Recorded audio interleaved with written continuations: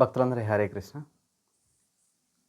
శ్రీ రామానుజుల వారి చరితామృతం ఈరోజు 14వ భాగం చెప్పుకుంటాం. ఇప్పటి వరకు కూడా చెప్పుకున్న కొన్ని విషయాలు ఒకసారి నెమరు వేద్దాం. యామునాచార్యులు వారు మొట్టమొదటిసారి రామానుజుల వారిని చూశారు. అప్పటి వరకు కూడా రామానుజుల వారి గురించి విన్నారు.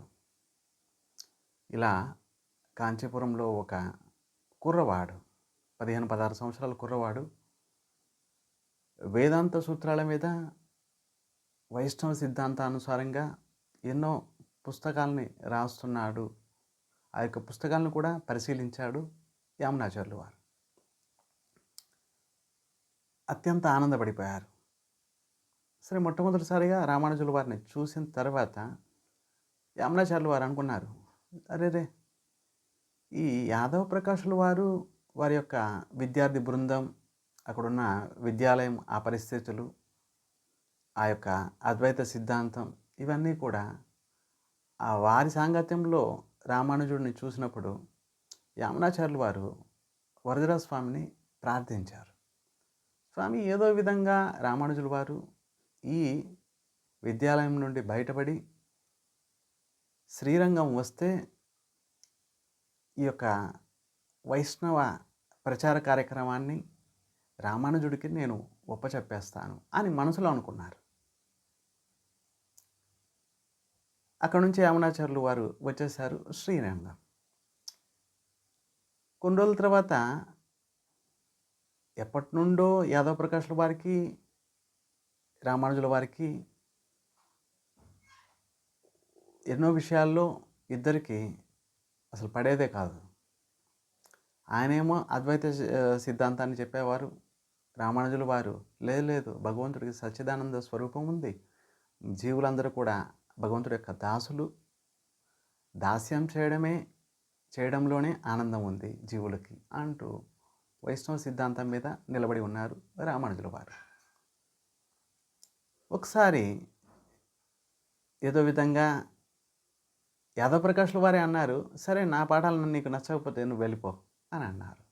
రామానుజుడు వచ్చేసారు. సరే స్వామి, మీరు ఎలా చెప్తే అలా అంటూ కాంచీపూర్ణుడు, ఒక విశుద్ధమైన భక్తుడు, ఎవరైతే వరదరాజ స్వామిని వారిని నిత్యం ప్రతిరోజు వచ్చి సేవించేవారు, ఆయన ఉపదేశం అనుసారంగా రామానుజుడు శ్రీ వరదరాజ స్వామి వారి యొక్క సేవలో నియుక్తమైపోయాడు. సరే, యామునాచార్యులు వారు అక్కడికి వెళ్ళిపోయిన తర్వాత అక్కడ ఏం జరిగింది?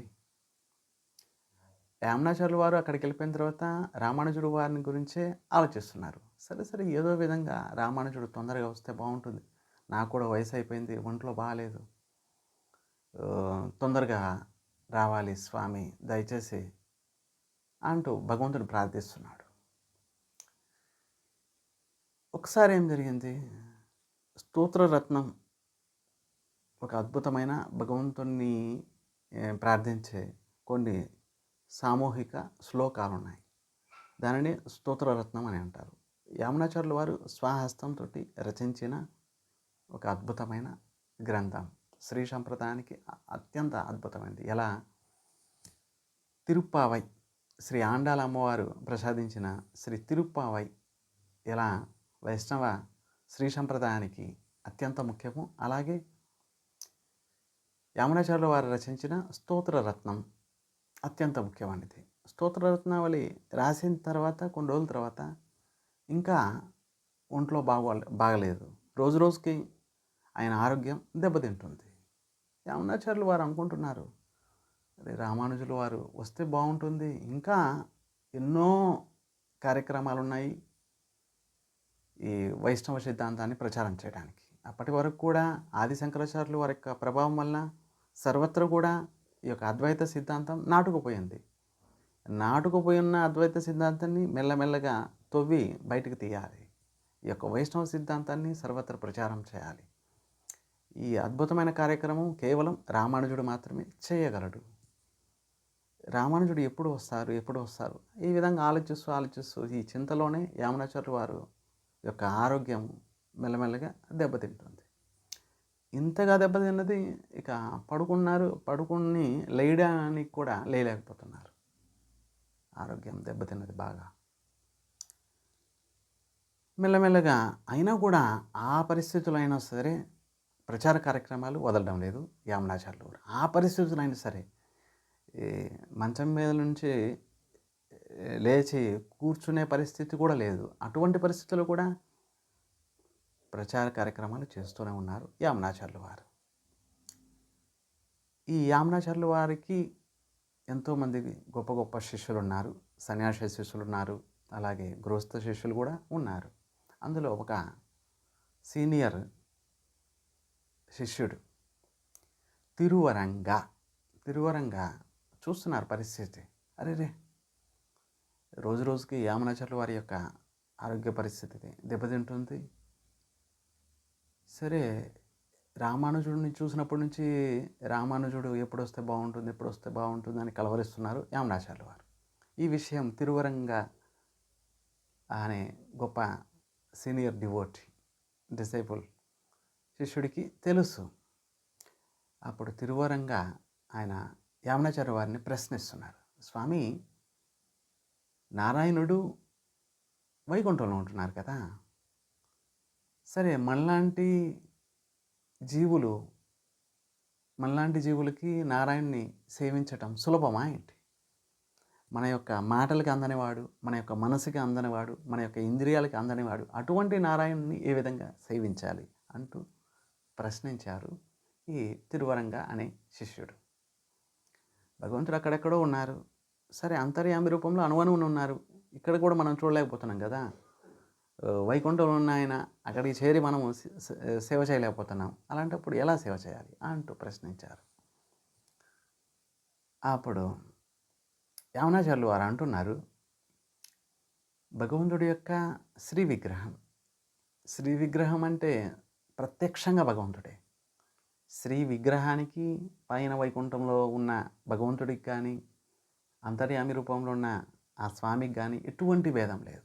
స్వయంగా అవతరిస్తున్న ఆ స్వామికి కానీ ఎటువంటి భేదం లేదు.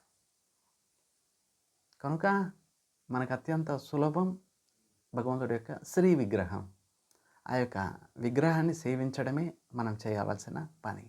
మాటల ద్వారా, ఇంద్రియాల ద్వారా, ఈ శరీరం ద్వారా, వాణి ద్వారా ఇలా మనం శ్రీ విగ్రహాన్ని సేవించాలి. ఇంకా అత్యంత ఉత్తమమైన పని, ఆ భగవంతుడి యొక్క భక్తుల్ని సేవిస్తే భగవంతుడు అత్యంత ప్రసన్నులైపోతారు. యామునాచార్యులు వారు అంటున్నారు, శ్రీ విగ్రహాన్ని సేవించాలి, అలాగే ఆ స్వామి యొక్క భక్తుల్ని సేవిస్తే స్వామి తొందరగా ప్రసన్నులైపోతారు. ఇంకా ఏంటి, మహాభారతంలో ఒక ఉదాహరణ ఇస్తున్నారు యామునాచార్యులు. మహాజన ఏన గతస్య పంత.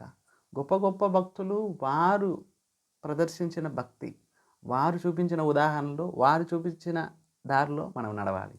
అప్పుడే భగవంతుని చేరగలం, అప్పుడే భగవంతుని సేవించగలం. గొప్ప గొప్ప భక్తులు, మనకంటే పూర్వం గొప్ప గొప్ప భక్తులు జీవించి ఉన్నారు. వారే విధంగా భక్తి చేశారు, వారే విధంగా భగవంతుని సేవించారు. అదే దారిలో మనం వెళ్తే మనం తప్పకుండా భగవంతుని సేవించగలం. వారు ఏ భగవంతుని అయితే చేరారో అక్కడికి మనం చేరగలం అంటూ యామునాచార్యులు వారు అంటున్నారు. గొప్ప గొప్ప భక్తులు, వారిని అనుసరించాలి.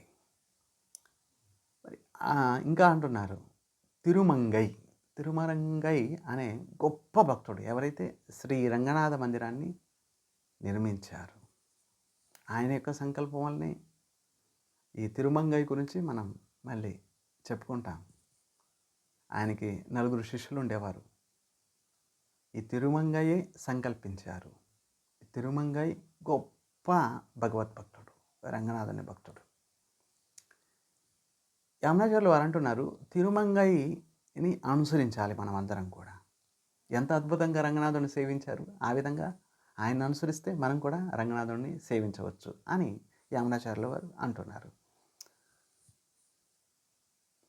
ఆ సమయంలో ఇంకొక 2 శిష్యులు ఉన్నారు యామునాచార్యులు వారి 2 శిష్యులు.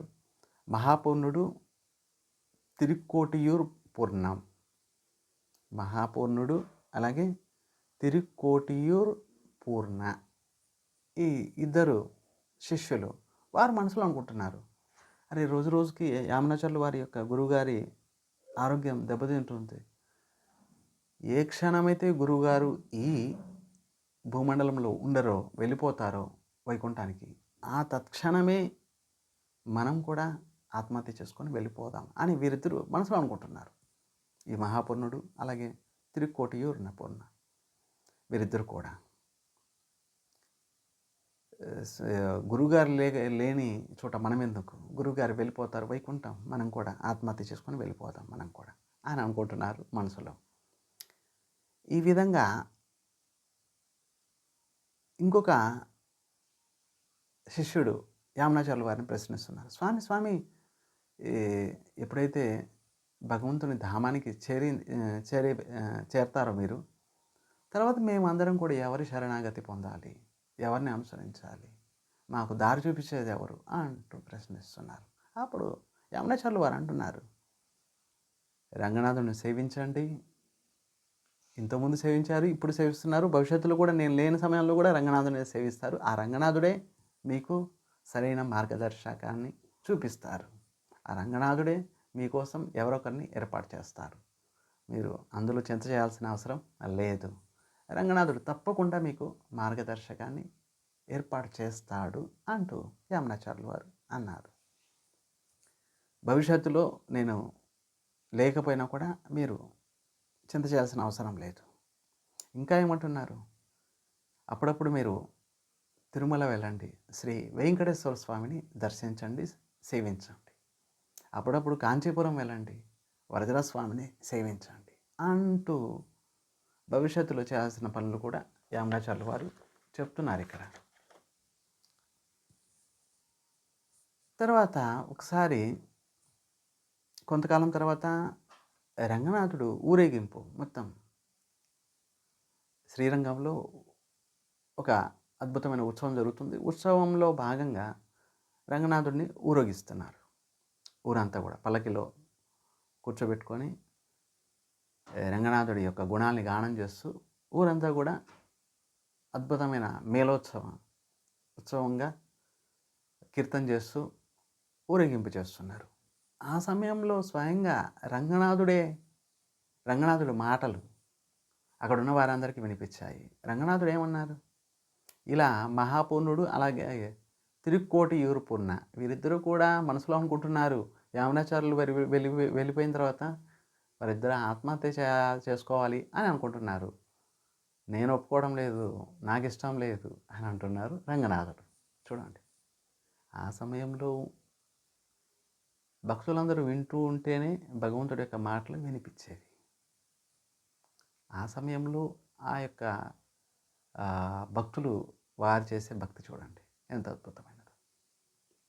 కనుక స్వయంగా రంగనాథుడు అన్నారు, అక్కడ ఉన్న వారు విన్నారు, వారందరూ యామునాచార్యులతో అన్నారు, యామునాచార్యులకి అంటున్నారు. చూడండి రంగనాథుడి యొక్క విశేషమైన అనుగ్రహం, తన భక్తుల యొక్క మనసులో ఏం మాట్లాడుకుంటున్నారు, ఏ భావాలు ఉన్నాయో రంగనాథుడు తెలుసు. అందుకే ఈ మహాపూర్ణుడు అలాగే తిరుక్కోటియూరు పూర్ణ వీరిద్దరూ కూడా ఆత్మహత్య చేసుకోవాలనుకుంటున్నారు. నేను వెళ్ళిపోయిన తర్వాత లేదు రంగనాథుడికి ఇష్టం లేదు, మీరు అటువంటి పని చేయకూడదు, ఆత్మహత్య చేసుకోవటం మహాపాపం, కనుక నేను వెళ్ళిపోయిన తర్వాత కూడా మీరు రంగనాథుడినే సేవించండి అంటూ యామునాచార్యుల వారు ఇంకా రకరకాల ఉపదేశాలని తన శిష్యులకి ఇస్తున్నారు. ఇలా తన శిష్యులకి ఇస్తూ ఇక కొంతకాలం వరకు కూడా మెల్లగా సైలెంట్ అయిపోయారు యామునాచార్యుల వారు. తర్వాత విషయాలు మనం 15వ భాగంలో చెప్పుకుంటాం. తర్వాత మహాపూర్ణుడిని పంపిస్తారు కాంచీపురంలో యామునాచార్యుని రామానుజుడిని తొందరగా తీసుకురండి అంటూ యామునాచార్యుల వారు అంటారు. ఈ విషయాల గురించి మనం నెక్స్ట్ భాగంలో మనం చెప్పుకుంటాం. భక్తులందరూ హరే కృష్ణ, ధన్యవాదాలు.